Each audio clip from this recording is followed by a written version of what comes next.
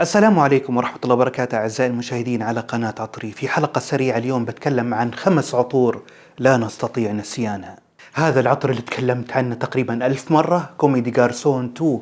هذا العطر اللي كان إصداره في 1999 من أجمل إصدارات العالم وباقي إلى هذه اللحظة، وهذا العطر لا نستطيع نسيانه. مندرين، شاي، قرفة، والبخور المميزة جدا اللي حاطينها في هذا العطر خلته أسطورة من 1999 إلى هذه اللحظة. ديور فهرنهايت الEDT منه، عن أي جمال أتحدث. هذه العطور لا نستطيع نسيانها. هذا العطر اللي احنا عرفنا الفايلوت في عالم العطور من وراء هذا الخلاب الجميل من ديور. هذا العطر إلى اللحظة هذه يعتبر من العطور الرجالية التي كرروها كثير، ولكن ما في مثل ديور فahrenheit. في 2005 حطوا فيه الفايلوت وحطوا فيه العود بنسبة بسيطة والبخور وشجر المر وسووا فahrenheit الأسطورة. كارولين هاريرا CH بريفي، هذا العطر الذي تكلمت عنه كثيرا. هذا العطر الخلاب الجميل رغم أداء المتوسط، ولكن لن يكرر هذا العطر على مدار تاريخ العطور حقيقة.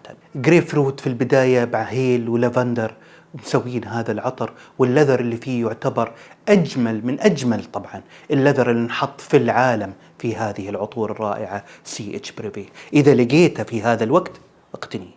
عرفنا براند ديور في العطور من هذا العطر، ديور هوم الأصلي اللي هو 2005، إصدار 2005. تقولوا مش موجود في السوق؟ لا، موجود في السوق، دوروا عليه بتلاقوه حقيقة. هذا العطر اللي علمنا كلمة معنى آيرس وحطت ديور على أقدام من حديد في عالم العطور الخلابة.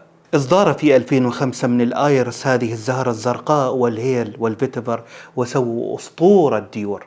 عطر الشباب الخالد دولسي أند جابانا بور هوم، إصداره في 2012. حمضيات بيرغاموت لافندر وفلفل بالإضافة إلى التبغ بطريقة رائعة حاطين في هذا العطر، من العطور الخالدة حقيقة التي بقيت متربعة على صدارة عطور الشباب.